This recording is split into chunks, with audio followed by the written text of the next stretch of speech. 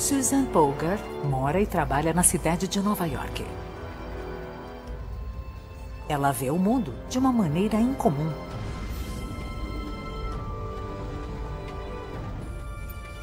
Susan tem o cérebro de um gênio, perfeitamente adaptado para a obsessão exclusiva de sua vida. Ela foi a primeira mulher a se tornar grande mestre de xadrez. Porém, não nasceu com este cérebro brilhante. Ele foi criado devido a uma infância extraordinária. Susan é a prova viva de uma teoria incrível. A de que uma criança comum pode ser transformada em um gênio. Mente brilhante, desenvolvendo a genialidade. É domingo de manhã e Greenwich Village, em Nova York, está se preparando para uma disputa. Jogando com as brancas, Susan Polgar, e com as pretas, Paul Truong, um ex-campeão americano de uma forma modificada de xadrez. O xadrez Blitz, em que cada jogador deve terminar o jogo todo em apenas 60 segundos.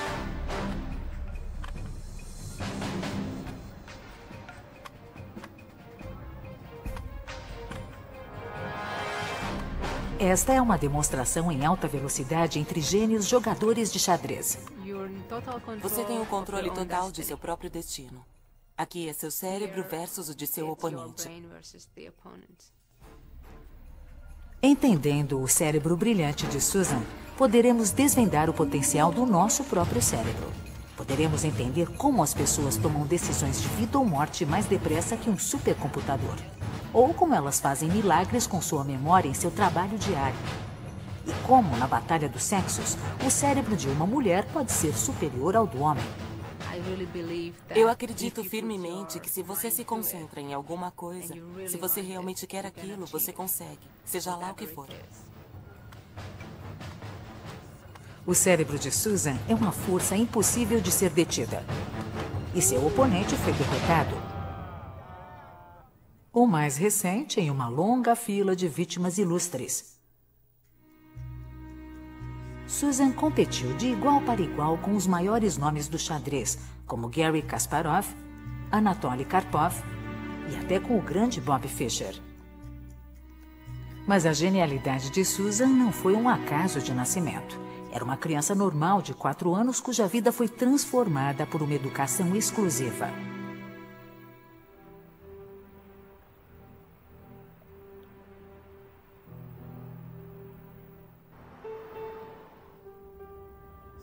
Ela cresceu num mundo distante da cidade de Nova York.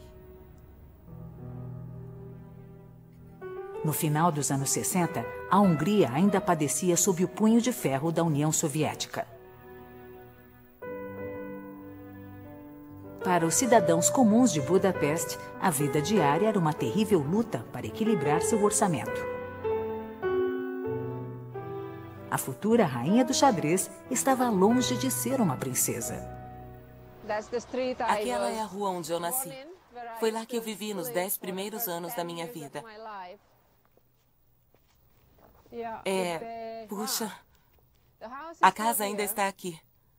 A parte mais próxima que estão vendo era o meu quarto. E foi onde eu aprendi a jogar xadrez. E aquele outro quarto era dos meus pais. Era meio que uma sala. Isso me traz muitas lembranças.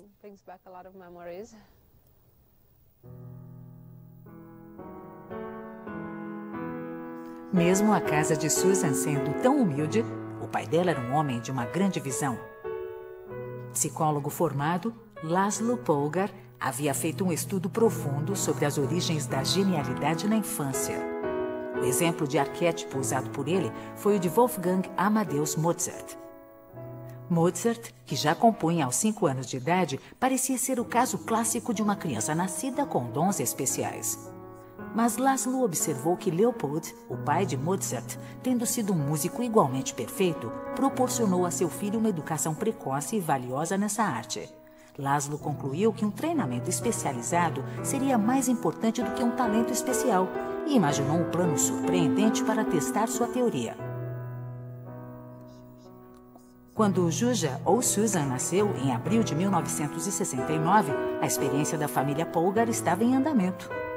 O pai dela já havia escrito um livro chamado Criando um Gênio, e nesse livro ele afirmava que um gênio não nascia gênio, mas era transformado em um. Aqui tem uma citação em húngaro que diz, que significa: um gênio é igual a trabalho e circunstâncias de sucesso. Por circunstâncias de sucesso, Laszlo quis dizer o lar feliz que ele e sua esposa Clara tinham. E o trabalho duro seria garantido ele mesmo educando Susan. Meu pai acreditava que o potencial da maioria das crianças não é usado da melhor forma. Ele achava que eu não ganharia muita coisa indo à escola todos os dias.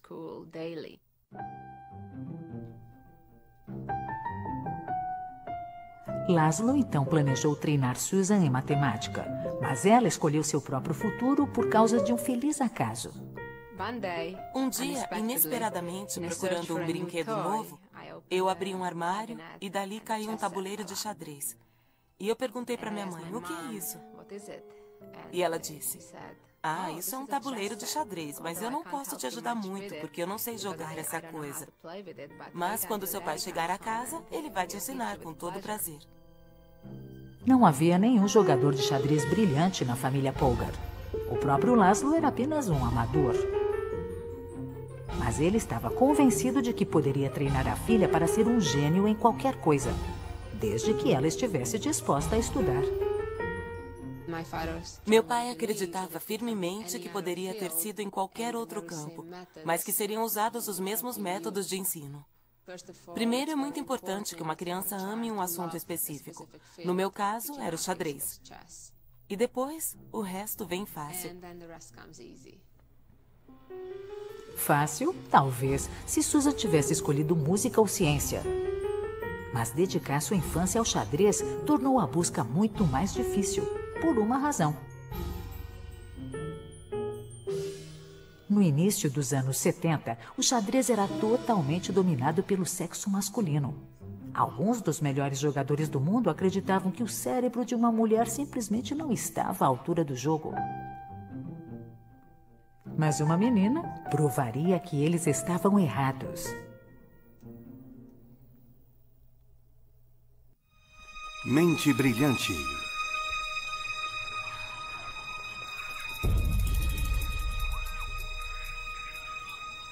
Esses são jardins do Palácio de Blenheim, em Oxfordshire. Local de um dos maiores labirintos naturais do mundo. Esse tipo de problema de navegação é um conhecido local de batalha dos sexos. Os homens nunca pedem informações. Eles acham que são mais espertos do que as mulheres. O professor Peter MacLeod veio até aqui para descobrir se, em alguns casos, os homens podem estar certos.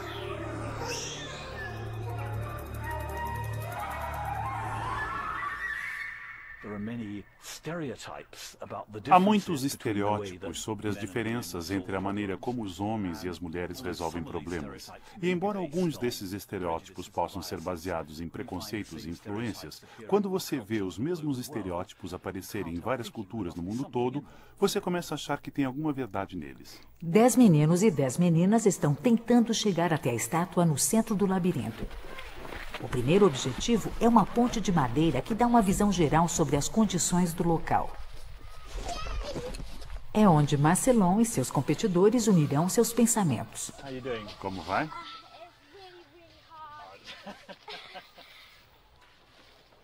Está reconhecendo alguma coisa? Bem, Onde você já esteve? eu dei a volta daquele lado com os zigue-zagues e depois subi aqui. Lembro da maior parte das curvas pelas quais passei. Os meninos parecem se concentrar numa visão mais geral. Eles têm uma forte memória do local onde estiveram e para onde precisam ir. Estou tentando ir para aquele lado. Ou pelo menos é o que eles acham. Acho que vou pra direita, não, pra esquerda. Ai, caramba, por quê? O cérebro humano tem 2 hemisférios, o esquerdo e o direito. A maioria de nossos pensamentos acontece numa fina camada externa de ambos hemisférios chamada córtex. Mas nos homens o córtex é mais espesso no hemisfério direito, o que os faz serem melhores do que as mulheres no pensamento espacial. Então supõe-se que os meninos usem uma estratégia altamente espacial. Eles criam uma imagem mental do labirinto como um todo e usam-na como um mapa. Em seguida, eles poderão usar um ponto de referência, como o Sol, para descobrirem onde estão. E fazendo um giro com seu mapa mental, eles conseguem decidir que caminho tomar. Então, os meninos que têm uma boa consciência espacial navegam com um forte senso de localização dentro do labirinto. Mas será que as meninas estão pensando da mesma maneira? Se tivesse que desenhar um mapa do labirinto quando saísse, acha que conseguiria? Não. Não? Do que acha que se lembraria quando saísse? Provavelmente algo que tenha a ver com círculos. Ir de um círculo a outro. Ah, porque você consegue se lembrar como eram os círculos? Essa é a ideia? As meninas estão menos interessadas no quadro como um todo. Elas se atêm a detalhes específicos. Eu sei para onde ir agora. Porque quando eu sair desses círculos... Elas estão usando certas barreiras circulares como marcos. Como os meninos, as meninas usam a parte direita do cérebro para a navegação. Mas nas meninas, o corpo caloso, a estrutura que conecta as 2 metades do cérebro, é bem mais desenvolvido. Então as meninas também recorrem à parte esquerda do cérebro que distingue-se em raciocínio verbal. Em vez de se concentrar em todo o labirinto, elas se concentram em características que possam descrever com palavras, como as barreiras circulares. As meninas navegam seguindo uma lista de direções de marco a marco, mas sem um mapa geral do labirinto, é fácil perder esses marcos de vista. Isso é muito chato. Pode ser que esse labirinto em particular favoreça os meninos, porque ele não tem muitas características visuais óbvias. As barreiras parecem as mesmas, têm algumas formas, mas não há pontos claros dos quais a gente possa se lembrar. Nesse tipo de labirinto, os cientistas concordam que os meninos saem na frente usando seus mapas mentais.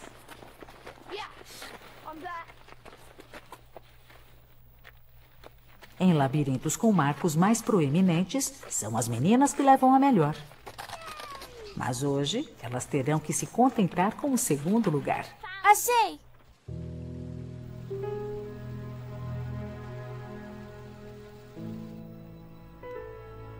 No início dos anos 70, não foi levado a sério o fato de que o xadrez também exigia uma maneira de pensar tipicamente masculina.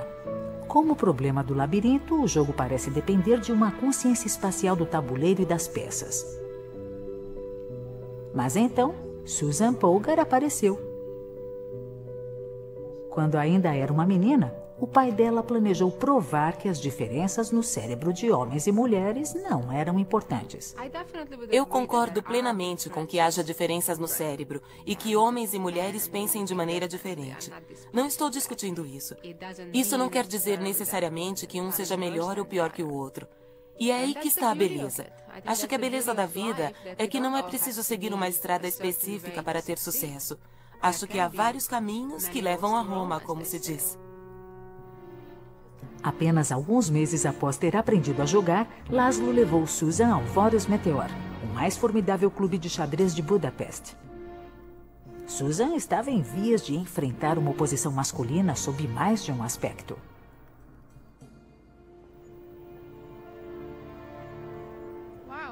Puxa, eu não venho aqui há mais de 15 anos. Este foi o primeiro clube de xadrez onde eu estive.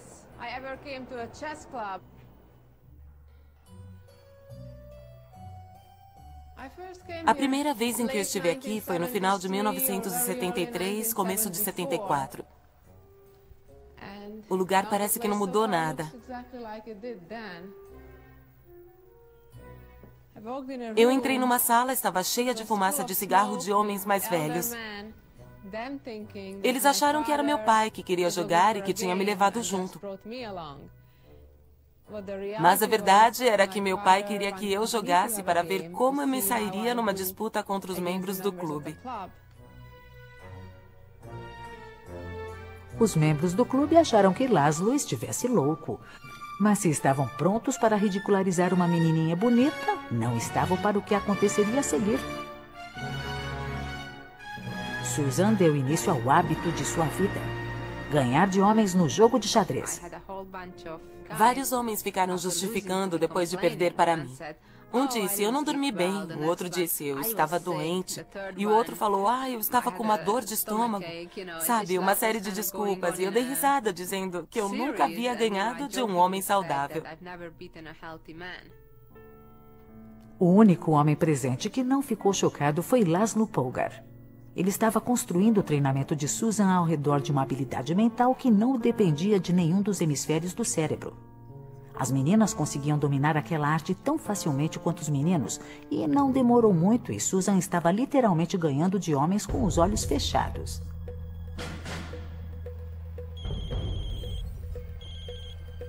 Susan está prestes a disputar uma partida de xadrez com uma diferença. Por que você não fica com as brancas? Ok, E4. E4. C5. Cavalo na C3. Ed, amigo de Susan, está com o tabuleiro em sua frente como num jogo normal. Cavalo na C6. Mas Susan não precisa disso. Ela está jogando o jogo dentro de sua cabeça. O único tabuleiro de que precisa está nos olhos de sua mente. F5, agora você tem que tomar cuidado. Jogadores amadores como Ed precisam ver o tabuleiro para seguir os movimentos de todas as 32 peças. Vou jogar na G5. Mas Susan segue todos os movimentos usando sua habilidade fundamental no xadrez: a memória. Jogar sem o tabuleiro ajuda a treinar a memória, e Susan pratica desde que era criança. Vou sacrificar meu cavalo agora. Cavalo na G5. Está sacrificando o cavalo? Susan consegue jogar até 5 partidas de memória ao mesmo tempo. Peão na G5. Bispo na G5. Torre na E8. Torre na F3. Cavalo E5. Torre G3. Rei no F8. A rainha está a caminho de sua matança. G4. Rainha H8 cheque. Agora acabou. Rei E7. Checkmate. Susan, essa não é uma maneira muito legal de dizer oi. Quando o assunto é xadrez, Susan pode fazer milagres com a memória. Na verdade, ela está fazendo uma coisa que deveria ser impossível. Uma tarefa progressiva, como um jogo de xadrez, é executada por uma função mental conhecida como memória de trabalho, situada na parte frontal do cérebro. As importantes células cerebrais ou neurônios armazenam a informação necessária, formando uma rede de conexões elétricas. Mas como essas conexões morrem dentro de poucos segundos, a memória de trabalho é limitada. É como se fosse um bloco de anotações temporário capaz de armazenar somente cerca de 7 itens de informações. É por isso que números de telefone com 7 dígitos é o máximo que a maioria das pessoas consegue se lembrar. Mas qual será a qualidade da memória de trabalho de Susan? Esta é a Thompson Street, em Nova York, local da maior parte dos cafés com mesas de xadrez nas calçadas. Vamos fazer um teste de memória com Susan. Será que ela consegue memorizar todas as peças nesse diagrama? Há 28 itens de informação para deixar as coisas ainda mais complicadas. O diagrama foi colado na lateral de uma van do café que passará por ela rapidamente. Susan só terá tempo para uma olhada de 3 segundos. Mas vejam isso. A memória de trabalho de Susan está fazendo hora extra. Ela fez uma cópia exata do diagrama. Para explicar esse milagre da memória, esse cientista veio a um local surpreendente. As pessoas que estão jantando nesse restaurante não sabem, mas a mesa deles está sendo vigiada. Ele está atendendo em sentido anti-horário. O psicólogo Anders Ericsson estuda memórias incríveis há quase 30 anos. E não precisam ser memórias de grandes mestres do xadrez. Estamos cada vez mais interessados no desempenho diário de um especialista. Alguém que consiga fazer algo extraordinário. Ele espera um desempenho brilhante do garçom espanhol Vicente Sancho. Eu acho que tenho uma boa memória. Tenho memória de um jovem. Boa tarde. Já escolheram? Já. Certo. Vou querer uma vodka com amoras e, por favor, um risoto com lula. Risoto. Eles estão pedindo as bebidas e os pratos. Isso vai ser um desafio e tanto para ele. Tem cerveja? Só Tiger. Então eu vou começar com nhoque com castanhas. Como Susan, a memória de trabalho de Vicente tem que captar uma grande quantidade de informações, mas ele nunca escreve nada. Vou começar com lula e batata sauté, por favor. E esse vai ser um pedido grande. Certo. Caponata. Caponata ao ponto. Caponata ao ponto. Risoto negro. Risoto negro. E depois o nhoque. A pergunta é, quantos pedidos ele consegue guardar em sua memória de trabalho? Então, vodka com amoras, risoto nero e a carne. Cerveja Tiger, depois o nhoque com a carne mal passada, risoto nero, tamboril e gin com tônica. Cerveja Tiger. Parece que Vicente consegue se lembrar bem mais do que 7 pedidos. Pinot Grigio, foie de gras e sua carne mal passada. Os copos de Sauvignon, a budra e o risoto nero com tamboril. Para a senhora, um copo de Pinot Grigio, nhoque, John Dory e 2 garrafas de água para a mesa. Isso mesmo. Muito obrigada. Ao todo foram 23 pedidos. Impressionante. Como Susan, Vicente parece exceder o limite normal de sua memória de trabalho. E o bife mal passado. Mas como ele faz isso? Vicente, isso foi realmente impressionante. Eu gostaria de entender como é que você faz isso. Você sabe a quem você vai se dirigir para o primeiro pedido? Sim, é sempre bom começar da minha esquerda. Certo. A gente tenta manter a ordem. A primeira moça, a morena, ela está com um top branco e calça jeans. A segunda, a loira, ela é bem loira. Ela estava indecisa sobre o que pedir para beber e comer. Parece que Vicente não se lembra de todos os 23 pedidos individualmente. Em vez disso, ele junta as informações para torná-las gerenciáveis usando os 7 itens normais de sua memória de trabalho.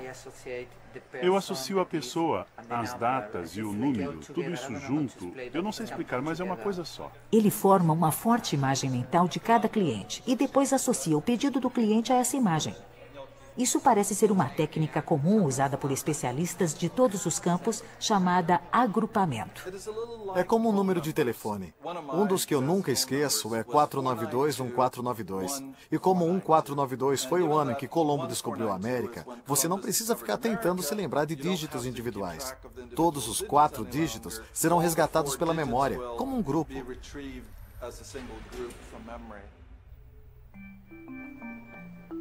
Susan lida com a informação em um tabuleiro de xadrez exatamente da mesma forma. Ela não se lembra das peças individualmente, mas divide as informações em grupos. A formação ameaçadora das brancas, da rainha e do bispo é um grupo. O cavalo preto, totalmente protegido, é outro. Susan só tem que se lembrar de 5 grupos facilmente gerenciáveis numa memória de trabalho normal.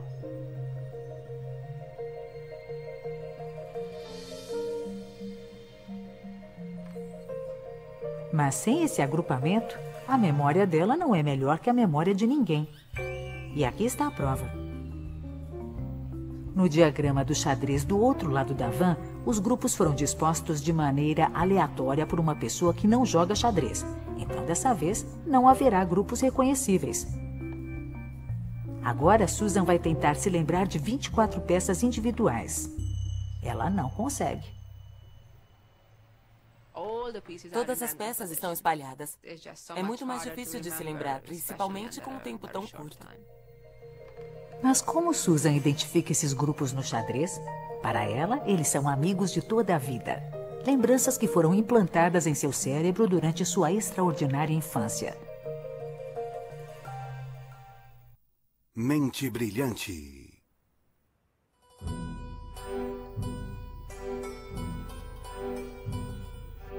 A segunda casa onde Susan Polgar passou a infância era nesse bloco de apartamentos em Budapeste. Estamos quase lá. O minúsculo apartamento era uma fábrica onde o cérebro de Susan foi projetado para jogar xadrez. O atual síndico não faz ideia de que um gênio formou suas primeiras lembranças atrás dessas paredes. Ainda continua o mesmo. Meu telefone ficava aqui. Quando eu finalmente tive meu primeiro telefone, ele ficava aqui. Puxa, e essa era a nossa sala. Foi aqui que Susan fez alguns dos trabalhos mais difíceis de sua vida até 6 horas por dia. Eu tinha uma parede cheia de livros sobre xadrez aqui, uma biblioteca de livros de xadrez, uma coleção de cerca de 5.000 títulos. Na verdade, eu tinha até um catálogo de jogos de xadrez, uma coleção de 200.000 jogos que foram cortados por mim, manualmente, de várias revistas de xadrez e jornais, ou tirados de vários artigos sobre torneios e vários jogadores. Esse esforço gigantesco foi exigido de Susan durante toda a sua infância para que ela se comprometesse com os complexos segredos do xadrez. O número de jogadas possíveis é muito maior do que o número de átomos no universo. Mas esses grupos do xadrez são a ordem em meio a um caos. Essas típicas formações, embora pequenas, aparecem em seguida em diferentes jogos. Elas são as palavras básicas na linguagem do xadrez. A maioria das crianças de 10 anos conhece apenas 10.000 palavras. Na mesma idade, Susan estava dedicando sua infância a aprender 100.000 grupos de um jogo de xadrez. Esse processo transformou fisicamente o cérebro dela.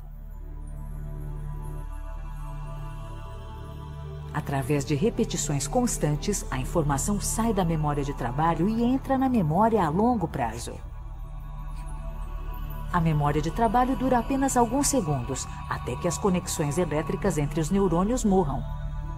Mas na memória a longo prazo, a repetição dessas correntes estimula os neurônios a formarem conexões novas e permanentes. A informação memorizada agora está cabeada e pode durar a vida toda. Como qualquer outra pessoa, a memória a longo termo de Susan é um depósito de rostos da família e experiências de uma vida. Mas agora, os grupos de xadrez também foram impressos de maneira indelével em seu cérebro.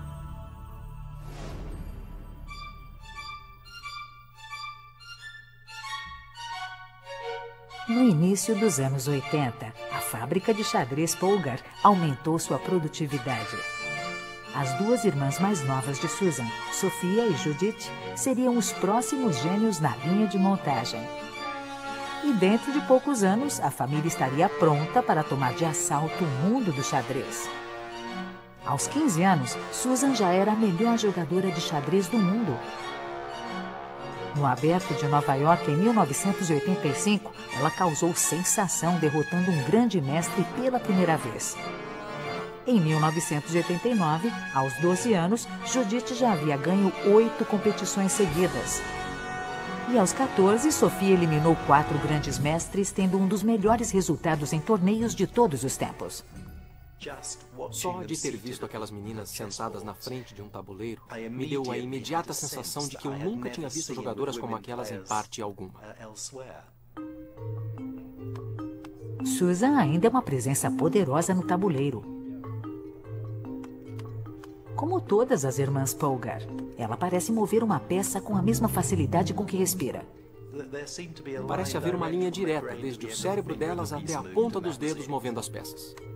Mas deveria estar além do poder do cérebro humano selecionar o melhor movimento. Há aproximadamente 4 bilhões de possibilidades somente para os 3 movimentos seguintes. Isso é um cálculo que somente um supercomputador poderia fazer. Então, como Susan consegue mover as peças com tamanha velocidade? Para Hearthstone, a única explicação é que o cérebro dela está usando uma habilidade muito humana. Parece que temos tendência a elogiar exageradamente as habilidades de cálculo de uma pessoa, mas não damos a devida importância a todos os outros tipos de habilidade que são absolutamente intuitivas. Intuição soa mais como mágica do que como ciência. Mas Hearthstone acredita que ela é uma habilidade específica revelada por especialistas em todos os campos e que pode ser explicada.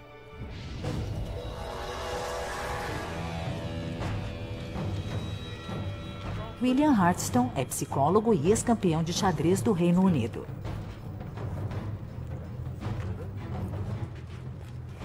Não foi tão ruim quanto eu temia.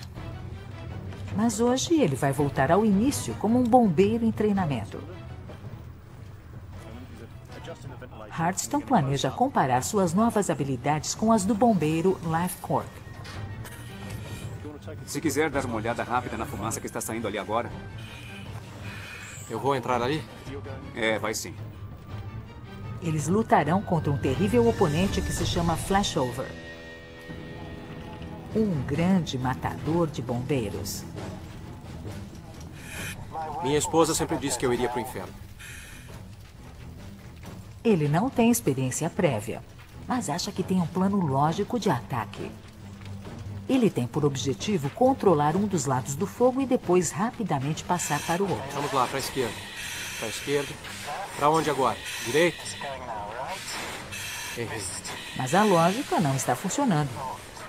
O fogo está fazendo movimentos que ele não pode prever.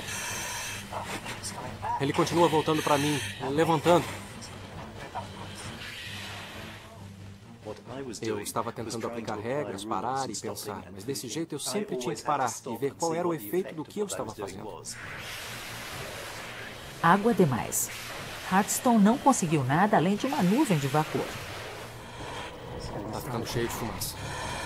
Ele ainda está tentando pensar em como sair do problema e agora está sofrendo de paralisia por causa de sua análise. Perdemos toda a nossa visibilidade, não foi? Fique abaixado, fique abaixado. Hearthstone teve uma dura lição: como tomar decisões erradas. O bombeiro Cork mostra a ele como se faz. Resfriamento por gás, devagar e para cima. Para um especialista no assunto, a chama na fumaça acima é um típico sinal de perigo. Ele reage instantaneamente resfriando as chamas e nem tem que pensar para fazer isso. Quando você faz uma coisa muitas vezes, acaba não precisando mais pensar em como fazer aquilo.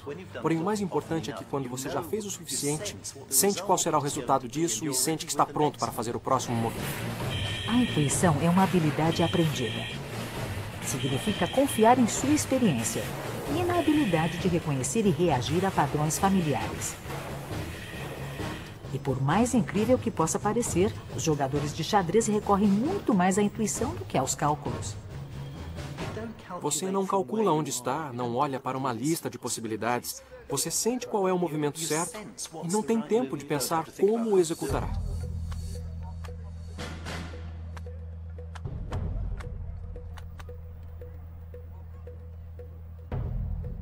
Um amador perde um tempo precioso pensando sobre todos os movimentos possíveis. Mas um grande mestre consegue fazer o melhor movimento sem pensar. Tenho que confiar em meus instintos, em minha intuição.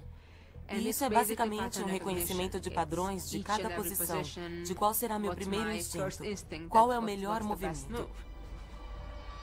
É quase como uma adivinhação, mas é uma adivinhação inteligente, baseada em jogos anteriores e experiências.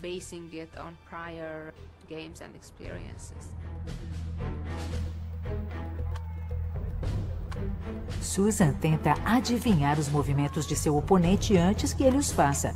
Preston Laxer diz parecer que ela está lendo a mente dele.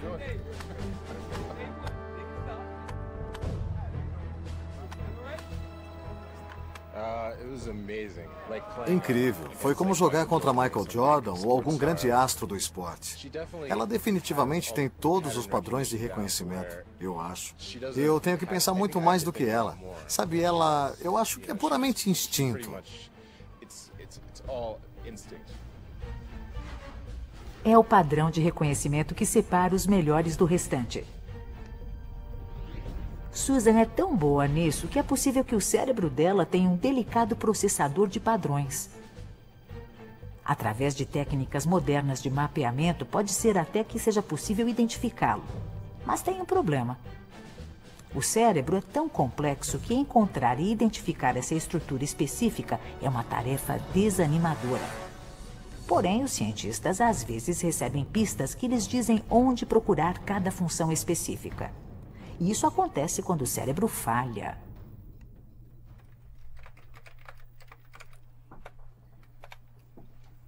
Como editora auxiliar no The Times, Mary Ann Seeger está no topo do jornalismo britânico. Mesmo assim, ela não consegue reconhecer alguns dos padrões mais familiares de todos. Toda semana escrevo uma coluna para o The Times, que possui um grupo de pessoas que subedita essa matéria. A subedição vem com um desses, que é a prova da coluna, e digo: "Oh, muito obrigada." Depois leio, procuro erros e em seguida levo a prova de volta à mesa dos subeditores pensando: quem foi que me deu isso? Não me lembro. Mary Ann sofre de prosopagnósia, conhecida como cegueira para feições. Mesmo encontrar um colega íntimo pode ser uma tarefa quase impossível. Eu fico procurando repetidamente, olhando as pessoas para ver se vejo a minha coluna ali. Mary Ann sabe que está procurando um rosto, mas ela simplesmente não reconhece esse rosto como alguém que ela conheça. Queria saber como as pessoas se reconhecem. Para mim é difícil entender como uma pessoa que não vê as cores se sente. Por exemplo, se alguém pergunta: "Você sabe a diferença entre o vermelho e o verde? O que é o verde? O que é o vermelho?" Uma em cada 50 pessoas tem algum grau de dificuldade em reconhecer feições. Mas Mary Ann passou anos sem saber de sua condição porque ela aprendeu a identificar as pessoas de outras maneiras. O psicólogo David Wilkinson quer saber mais. Que outras estratégias você usa? Minha nossa, eu recorro muito ao cabelo da pessoa, mas pode dar muito errado quando a pessoa acabou de cortar ou tingir o cabelo. Ou se é careca. É, exatamente. A voz, o modo de andar, sabe, a maneira como as pessoas ficam em pé ou caminham, óculos ou barba, por exemplo, podem ser muito úteis. Parece que você se concentra mais em detalhes locais ou partes do rosto, então está usando uma estratégia diferente. É o que eu uso para compensar essa dificuldade de reconhecer. Então eu penso, certo, deve haver alguma característica neste rosto que eu possa comparar para ver com quem se parece. Você tem uma saliência no nariz, isso vai me ajudar a te reconhecer.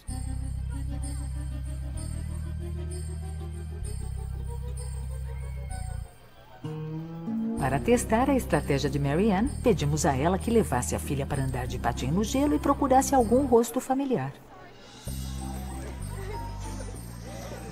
Sabe, eu não tenho a menor pista olhando assim para esse mar de rostos. Mas o que Mary Ann não sabe é que um desses rostos é o do Dr. David Wilkinson, com quem ela passou toda a tarde.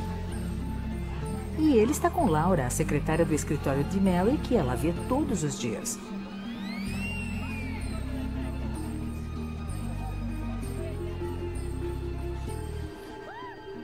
A uma certa distância, Mary Ann não consegue captar nenhum detalhe. Talvez se eles chegarem mais perto... São mãe e filha? Onde? Wilkinson tenta tirar o gorro. Finalmente, ele recorre a um pouco de psicologia rudimentar. Meu Deus! Você está bem?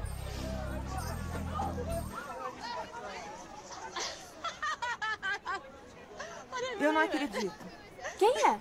O nome dele é Dave. Eu passei a tarde com ele. E essa é a Ivy.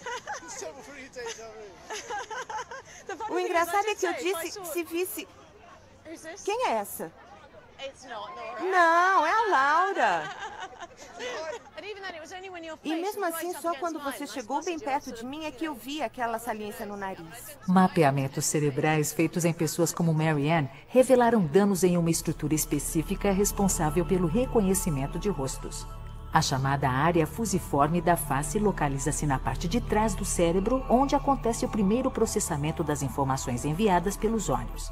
Em um cérebro normal, essa estrutura identifica rapidamente qualquer novo rosto por causa de suas proporções distintas dos olhos, nariz e boca. Depois ela procura um par entre os rostos familiares armazenados em sua memória de longo prazo.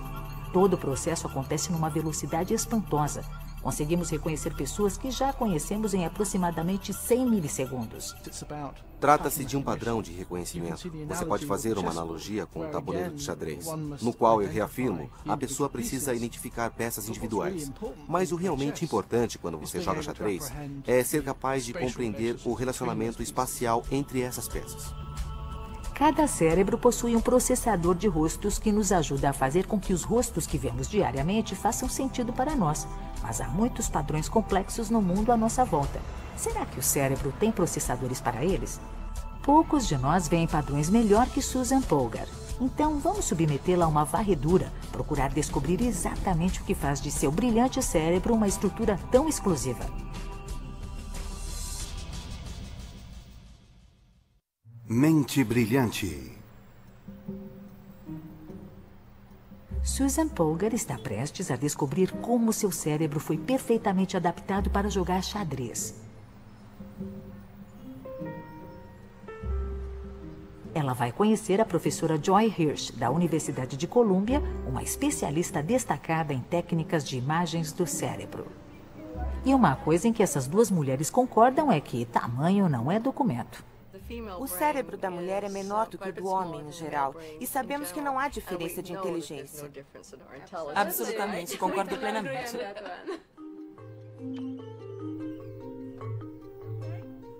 Hirsch pretende mapear o cérebro de Susan usando um SIM, ou simulação imaginária magnética.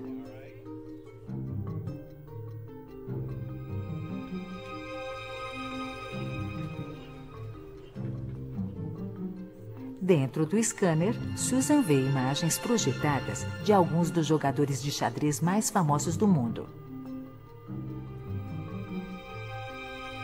E até agora, o cérebro dela está respondendo exatamente como esperado. A área fusiforme da face, o processador de faces do cérebro dela, está fortemente ativado. Mas será que o cérebro de Susan tem outro processador comprometido com os padrões de xadrez? Agora ela está olhando para diagramas de seus próprios jogos de xadrez, alguns deles da sua infância em Budapeste. Pediram que ela pensasse em cada diagrama como se fosse um jogo em andamento, calculando seu próximo movimento. Esses são os primeiros mapeamentos do cérebro de uma campeã mundial jogando xadrez. Mas uma comparação com o mapeamento de reconhecimento de rostos leva a uma incrível descoberta. Estamos olhando no fundo do cérebro, 4 camadas e essas duas áreas. Esta é a área fusiforme da face. Susan está usando exatamente a mesma área de seu cérebro tanto para reconhecer rostos quanto para jogar xadrez. No seu caso, não podemos discriminar uma área da face de uma área do xadrez. Elas são idênticas. Por incrível que pareça, o cérebro de Susan sequestrou a área fusiforme da face e a adaptou para jogar xadrez. Em vez de faces, ela está comparando posições de xadrez que entram com as enormes bibliotecas de jogos em sua memória de longo prazo. Susan consegue reconhecer um jogo familiar em apenas 0,8 segundos. Quase tão depressa quanto reconhece o rosto de um velho amigo. Os anos de intenso treinamento na infância literalmente moldaram o cérebro de Susan para o jogo. É uma sólida evidência para a teoria do pai dela, a de que um gênio pode ser criado. Eu concordo plenamente com meu pai sobre o fato de que o trabalho é o mais importante. E eu acho que, sendo treinada de acordo, qualquer pessoa pode conseguir praticamente qualquer coisa. Aos 21 anos, a qualidade e o número de vitórias de Susan contra grandes opositores lhe renderam o título oficial de Grande Mestre. A primeira mulher a ganhar de quase 600 homens. Sua irmã mais nova, Judith, está seguindo seus passos rapidamente. Classificada entre os 15 melhores jogadores, ela agora está concorrendo ao título mundial.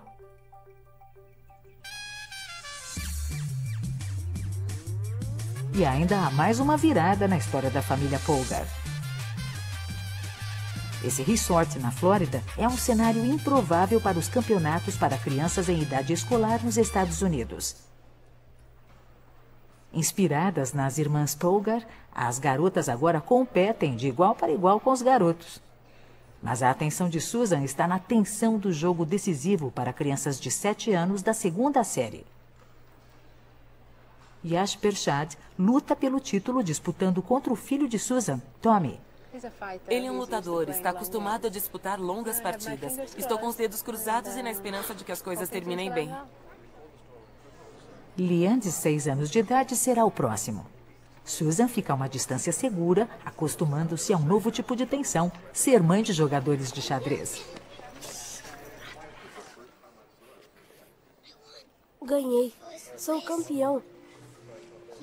Ele jogou bem até o final. E depois começou a ir mal. Ele se sujeitou ao checkmate e agora eu sou campeão americano. O campeão nacional com 6,5 pontos é Tom Polgar. Se quiserem ser grandes mestres, Tommy e Liam não precisarão ir muito longe para obterem o sucesso. Mas é melhor que eles trabalhem duro. Amanhã vamos para Disney e vamos nos divertir. Mais tarde vamos analisar os jogos e verificar onde eles cometeram erros e como podem melhorar.